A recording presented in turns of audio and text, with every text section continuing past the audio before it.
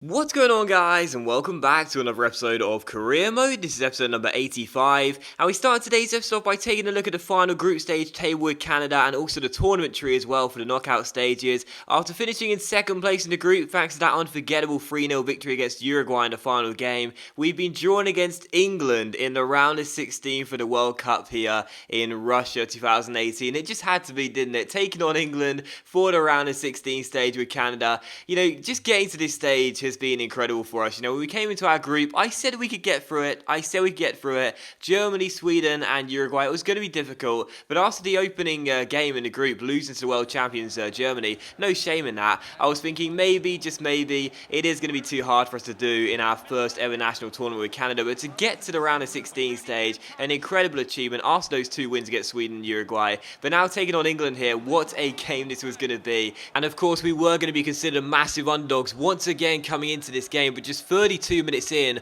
already in this match, I am singing the praises once again of the 17-year-old Canada captain, Jeremy Jakovic. He had a fantastic group stage for us in all three games against Germany, Sweden, and Uruguay. He'd played fantastically well, kept 2 clean sheets in those last 2 games against Sweden and Uruguay, and he started this game off fantastically well as well, frustrating England at every single opportunity. But check out what happens here in the 37th minute as Delph plays all through to Ross Barkley. Barkley takes around his Watford teammate Jakovic. He goes for goal, and the goal is gaping. You think, and everyone thinks he's going to open the scoring for England and make it 1-0. But Morgan, our left back, arrives out of nowhere and slides in and deflects the ball onto the roof of the net. Incredible block from our left back Morgan, and he keeps the score scoreless as we go into the half-time break at 0-0, showing exactly why Canada deserve to be in this stage in the World Cup here. We're not here through luck, we're here through determination and not giving up. Incredible stuff from Morgan, and 10 minutes after the restart, once again Jakovic is at it, the 17-year-old with the hopes of a nation on his back, performing as well as he could. Another great save there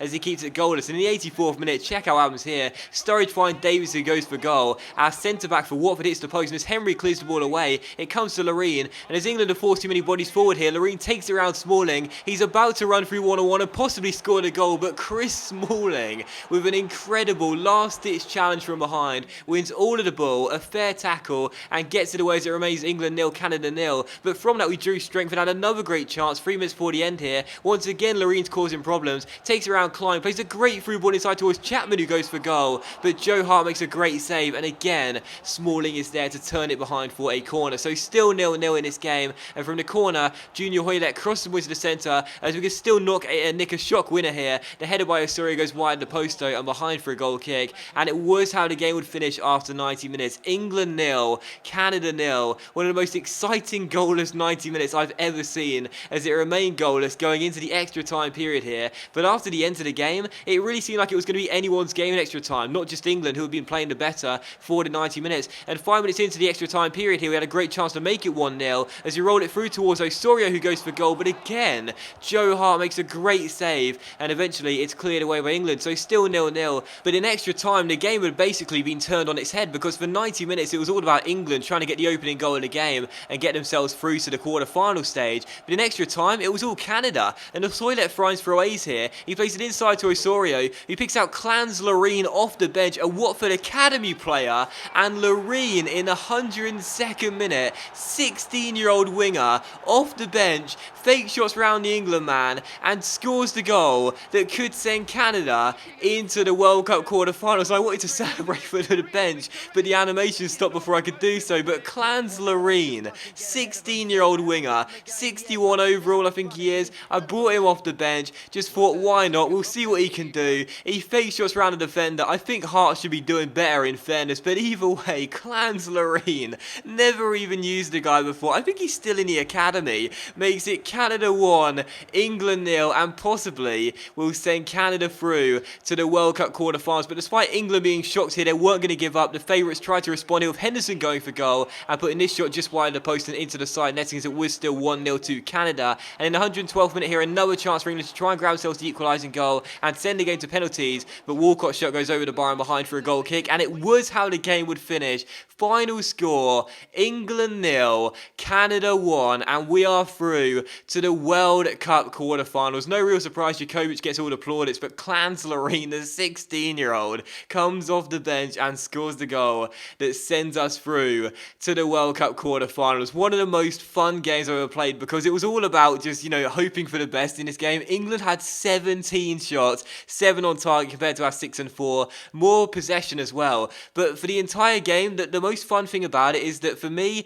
I don't mean to sound boastful or anything, but I'm a pretty decent FIFA player, and so most games I always feel like I should be able to win regardless of what team I'm using. But using this team is like being the underdog completely, not being the favourite like I am with most teams. And that's why this game was so fun, because I was under so much pressure. I was genuinely shaking with the controller, thinking, come on Canada, let's hold on for the win. And we did. We win the game by a goal to nil. I am so delighted about that, and we have made it through to the World Cup quarterfinals. And just getting out of our group was an incredible achievement. I said we could get out of the group, I said we'd get out of it and finish in second place, and we did that. But to actually take it one step further and advance to the quarterfinal stages, no one could have ever predicted this. An incredible achievement, and what a fantastic job we have done with Canada so far. But coming into the quarterfinal stages here against Spain, I was thinking, well, we just knocked out England, so why can't we knock out Spain? But of course, right from the first minute, the Spanish were going to be putting us under as much pressure as possible. But just 2 minutes in, Spain were going to find out just what England found out, and that is that they may get many chances,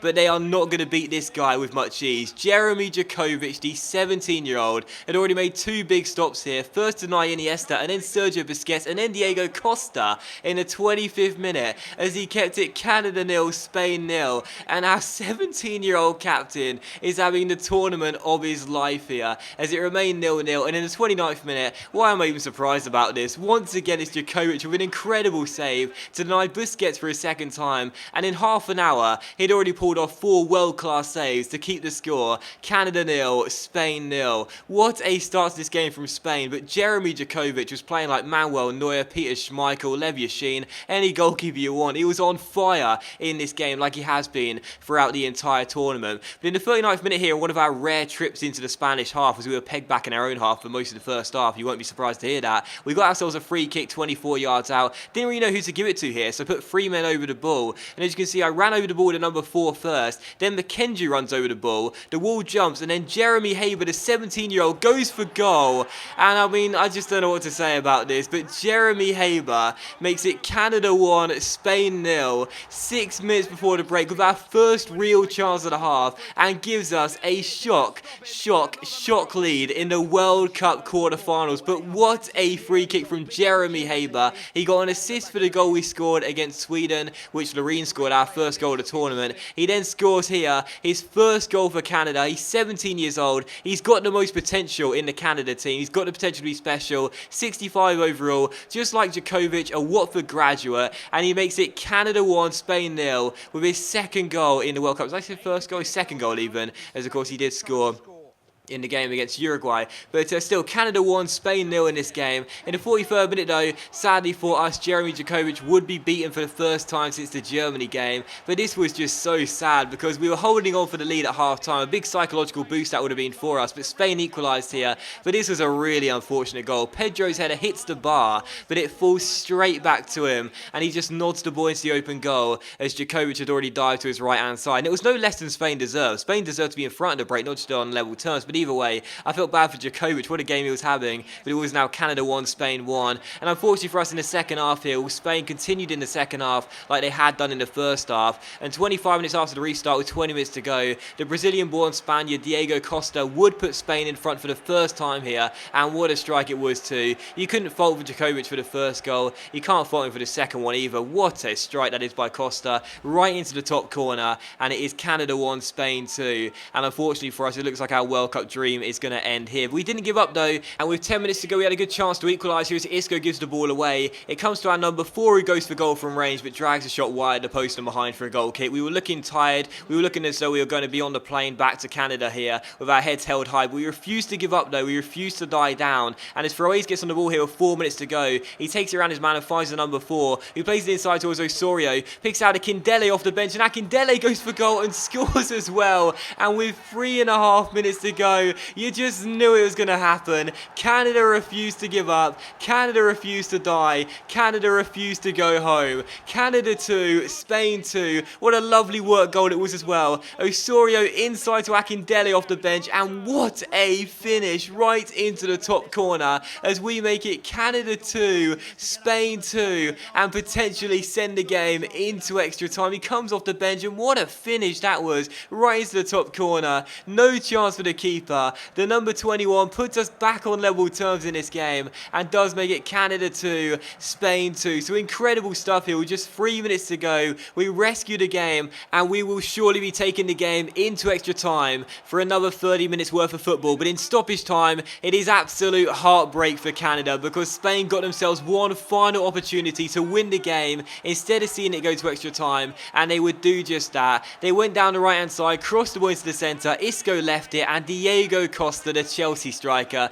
who so many people look at him like a villain, and he proved to be just that in this game, scores the goal, his second of the game, that will send Spain through to the World Cup semi-finals and Canada out of Russia 2018, and it was how the game would finish. Final score, Canada 2, Spain 3, and I was thinking, you know, we were so close to taking this game into extra time, but the fact of the matter is, guys, even if we went into extra time, we probably would have lost this game because Spain put us under so much pressure in this game, just like England did, and unfortunately for us, Lightning, it wasn't going to strike twice, and it didn't. Spain played far better, 15 shots, 10 on target, a little bit more possession. Costa was a monster in this game, scoring those 2 goals as well, and he does send his nation, well, Spain through, if you want, his adopted nation, if you will, through to the World Cup semi-finals, and we go home in the quarter-final stage. Spain will get to the final as well before being beaten by Germany as well, so the only 2 nations to beat us in this World Cup tournament reach the final. Germany win it. What a massive shame. Canada exit at the quarter-final stage, but either way, what an achievement to get Canada